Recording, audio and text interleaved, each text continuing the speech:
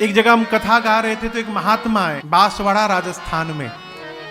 तो अंतिम दिन एक महात्मा है तो एक बात सुनाए, मेरी बात नहीं उनकी बात है।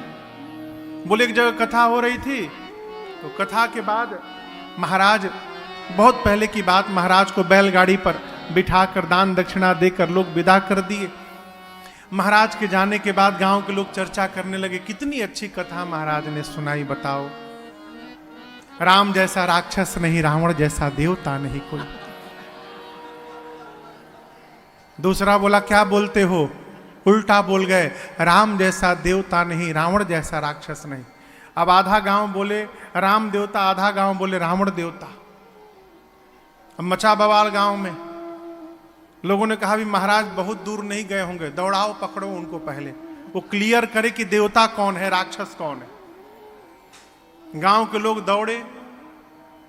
महाराज देखे कि पीछे से पूरा गांव दौड़ रहा है, सोचे लगता है दक्षिणा छूट गया है का मेरा अभी, और जल्दी बैलगाड़ी रोके।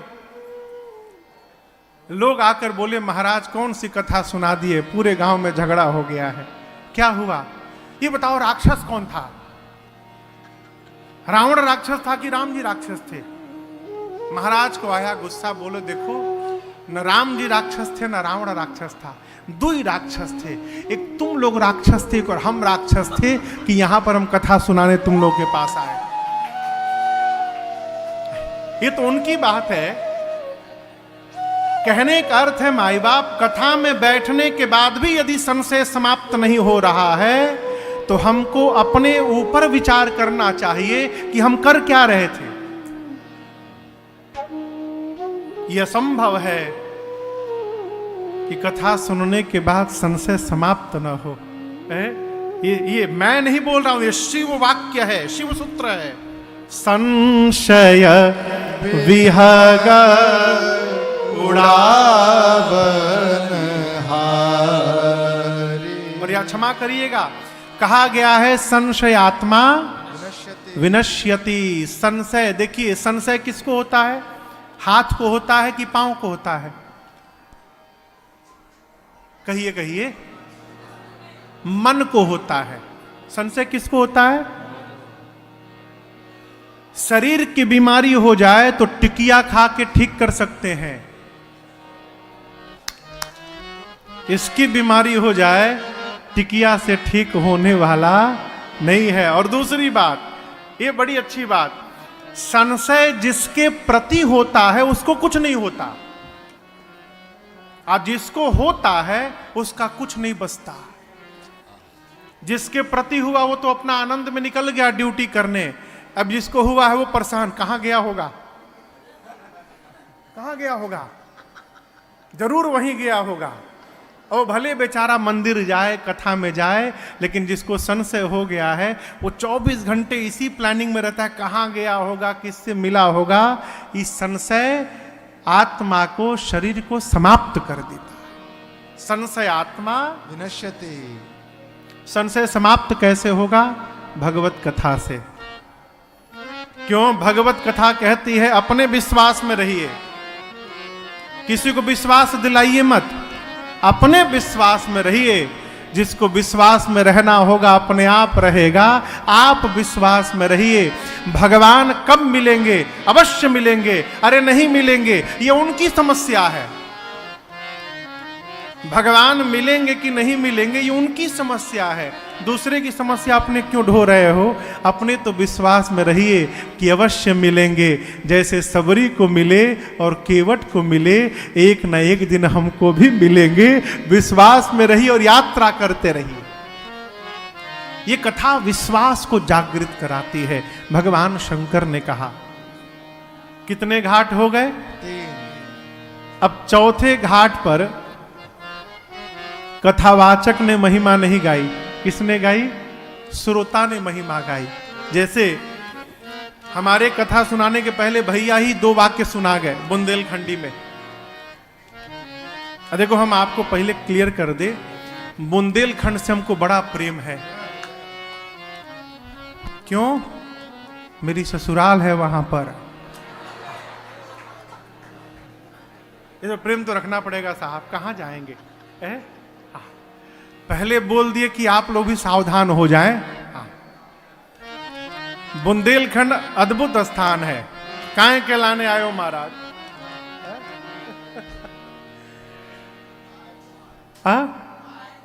काय को आए? अल्लाने अल्लाने लाने काय के लाने आए बोलते हैं ना? हाँ सुना हूं मैं, इसलिए बोल रहा हूं।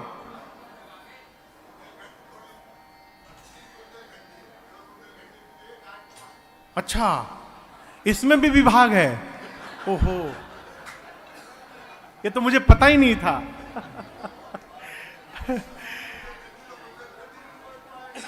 चौथे स्थान पर श्रोता ने महिमा गाई। किसने? गरुण जी महाराज ने। भगवान युद्ध में नाग पास में बंध गए। आप कथा सुने होंगे। भगवान और लक्ष्मण भैया नाग पास में बंध गए। नाग पास में बैठ गए, बन गए। तो नारद जी ने गरुण जी को भेजा भगवान के पास कि गरुण जी का भोजन सर्प है, आप जाइए और भगवान को सर्प बंधन से मुक्त करिए।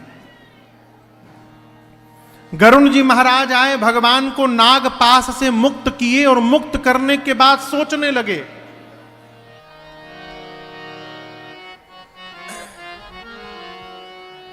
भव बंधन ते छूटई नर जप जा कर नाम, खरब निशाचर बाधई नाग पास सोई राम। गरुण जी महाराज सोचने लगे कि जिस भगवान के नाम जप से जीव भाव बंधन से मुक्त हो जाता है, उस भगवान को ये राक्षस बांध देंगे सर्प से।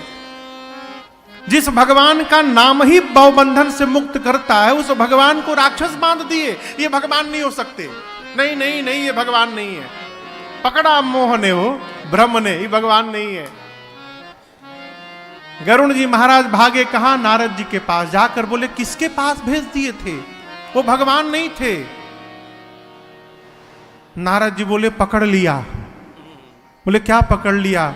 नारद जी बोले, बीमारी ने पकड़ लिया आपको, मोह ने पकड़ लिया, माया नचाना शुरू कर दी है।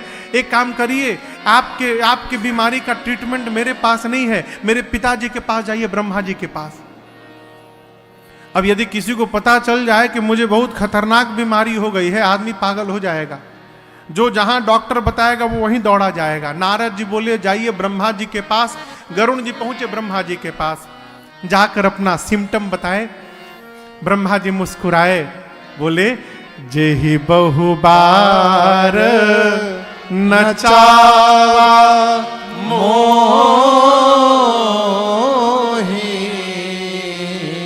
सोई व्यापे ओ विहंगपति तो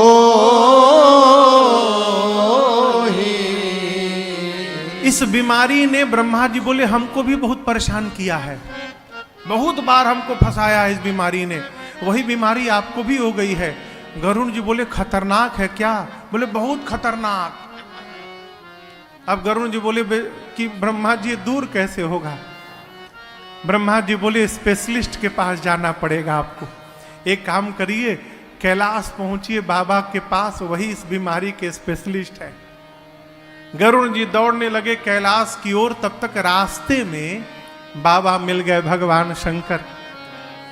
गरुण जी दंडवत किए, अपना सिम्टम बताए, बोले, आप उपचार करने में सक्षम हैं। शंकर जी बोले, देखिए चेंबर तो हमारे कैलाश में है, आप रास्ते में मिले हैं, रास्ते में कैसे उपचार करूं?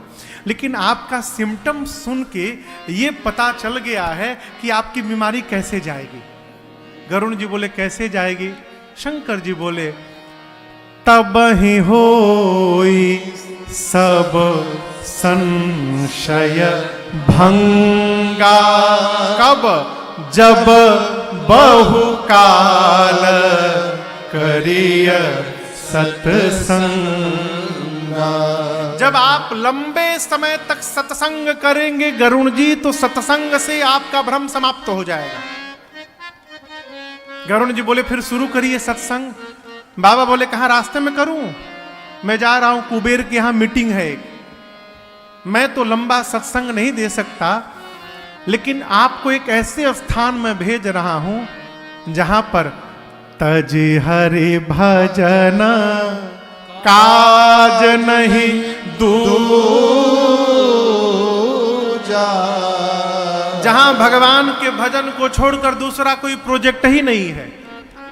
एक ही काम, जगो तो कथा शुरू कर दो और नींद आए तो कथा बंद करके सो जाओ। वहां हमेशा कथा चलती है, 27 कल्प बीत गए कथा चल रही है। कहां? गरुण जी महाराज को भगवान शंकर बोले आप नीलगिरी पर्वत जाइए, वहां काकभुशुंडी जी महाराज हैं। पार्वती जी ने शंकर जी से कहा बाबा आप चाहते तो क्षण भर के अंदर गरुण जी का संशय समाप्त कर सकते थे, आपने क्यों नहीं किया? भगवान शंकर बोले देवी मैं भगवान की लीला में विघ्न नहीं बनना चाहता। भगवान के निकट रहने वाले जीव को मोह हो रहा है, इसको सामान्य मत समझिएगा। गरुण जी महाराज भगवान के निकट रहते। अच्छा आप बताओ, किसी भी आदमी के अंतरंग बात को जानते हैं? घर का कौन सा सेवक जानता है? ड्राइवर। वो गाड़ी चलाता रहता है और स्वामी के सब बात सुनत है। पति पत्नी पीछे बैठ के लड़ते हैं, वो भी सुनता है ड्राइवर। दोनों में जमा है आज। गरुण जी महाराज भगवान के वाहन हैं, अति निकट रहने वाले हैं, सेवक हैं, उसके बाद इनको मोह हो गया, ये सामान्य घटना नहीं है। शंकर जी बोले होई कीन्ह कबहु अभिमाना। गरुण जी अपने जीवन में कभी अभिमान किए होंगे, सोई खो वै चाह कृपा निधाना। भगवान उसी अभिमान को आज चूर्ण करना चाहते हैं। कब? जब आदमी अपने छोटे के सामने जाकर नीचे बैठता है तो उसका सारा अभिमान वहीं पर चूर्ण होकर समाप्त हो जाता है। आज पक्षियों के राजा है और आज काकभुशुंडी जी के सामने जाकर बैठ करके सुनेंगे ना, अभिमान समाप्त हो जाएगा। एक पहला कारण। और दूसरा कारण, काकभुशुंडी जी पक्षी हैं, गरुण जी भी पक्षी हैं। खग समुझै खगही के भाषा। एक पक्षी को पक्षी की बात ठीक से समझ में आएगी, इसलिए मैंने कुछ नहीं कहा उनको काकभुशुंडी जी के आश्रम भेज दिया। गरुण जी महाराज गए नीलगिरी पर्वत, और आप दर्शन करिए भगवत कथा की महिमा। जैसे इस हॉल में कथा आज प्रारंभ हुई है, उसी प्रकार जिस आश्रम में बैठकर काकभुशुंडी जी कथा गाते थे, गरुण जी महाराज केवल अभी आश्रम का दर्शन किए, कथा नहीं सुने। जिस स्थान पर कथा चलती थी उस स्थान का दर्शन किए। कथा होते होते उस स्थान की इतनी दिव्यता हो गई थी कि गरुण जी महाराज आश्रम का दर्शन किए और दर्शन करने मात्र से उनका सारा भ्रम मोह समाप्त हो गया। अभी कथा नहीं सुने, केवल आश्रम देखे, भ्रम समाप्त, मोह समाप्त, संशय समाप्त, भगवत कथा पर प्रेम जागृत हो गया। इधर काकभुशुंडी जी मंगलाचरण करने वाले थे, राजा दिखाई पड़े। गरुण जी आए हैं, व्यासपीठ से उतरे, जाकर दिव्य आसन पर राजा को बिठाएं। करी पूजा समेत अनुरागा, मधुर बचन तब बोले का। अच्छा ये बताओ, कौआ कितना मीठा बोलता है ना? हाँ कहिए, अरे चुप क्यों है, कहिए हाँ चाहे ना। मीठा बोलता है। कौआ कैसा बोलता है? कर्कश। लेकिन श्री रामचरितमानस में कौआ जी हैं जो मीठा बोलते हैं। मधुर बचन तब बोले का। कागा ने कैसा वचन बोला? मधुर वचन। ये प्रसंग कहता है, ये प्रैक्टिकल मैंने 3 लोगों पर करवाया है, 3 लोगों पर प्रैक्टिकल आपको जीवन की बात सुना रहा हूं। जिस मनुष्य की वाणी में कर्कशता है, उस मनुष्य से 1 साल केवल राम नाम का कीर्तन कराइए, नित्य 10 मिनट सवेरे सवेरे। मैं आज ऐसा गा रहा हूं माई बाप, मेरी पहले ऐसी भाषा नहीं थी, न मुझे बोलने आता था, न चलने आता था, न बैठने आता था, न उठने आता था, न खाने आता था, कुछ नहीं आता था। पशु की तरह जी रहे थे। एक बार कलकत्ता में कथा चल रही थी पूज्य महाराज श्री की। मैं दूसरे कमरे में था, पूज्य महाराज श्री ने मुझे आवाज दी। मैं कमरे में गया तो महाराज श्री बेड पे थे और सामने सोफे पर महाराज श्री के मित्र बैठे थे। मैं उनके मित्र के सामने से जाकर महाराज श्री के पांव के पास खड़ा होकर बोला, सरकार क्या आज्ञा है? तो महाराज श्री हमको देखकर मुस्कुराए, बोले कि गीता प्रेस में किताब है, क्या करें और क्या ना करें उसको मंगाइए और मंगा के पढ़िए और जाइए। मैं तो समझ गया कि मेरे से कोई अपराध हो गया है, जिस कार्य के लिए बुलाया गया वो बात नहीं कही गई, दूसरी बात कही गई। अब मैं बेचैन, कौन सा अपराध हो गया है? रात्रि में जब सेवा में था एकांत में, तो मैंने पूछा, सरकार इतना तो पता है कि अपराध हुआ है, लेकिन कौन सा अपराध हुआ ये पता नहीं चल पा रहा है। फिर महाराज श्री ने कहा, बेटे अपने से श्रेष्ठ के सामने से गुजरना ये श्रेष्ठ का अपमान होता है। आप जब गाएं तो आपके सामने मेरे मित्र बैठे थे।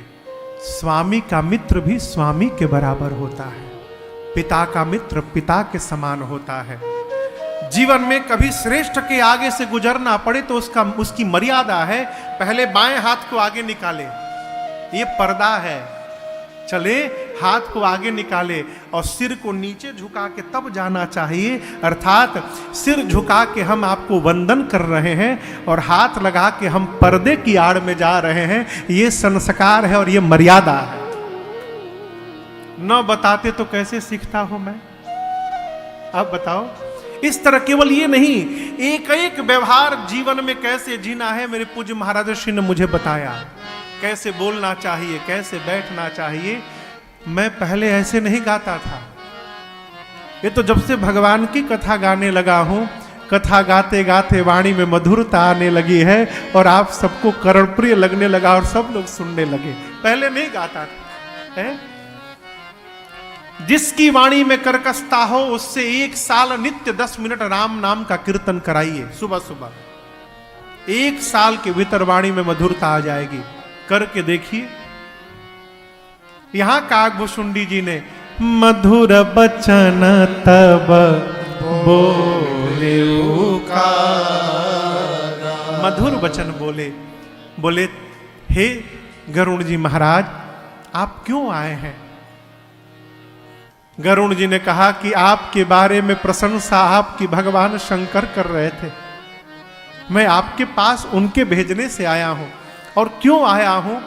सुनहु तात जेहि कारण आयो, सो सब भयो दरस तव पायो।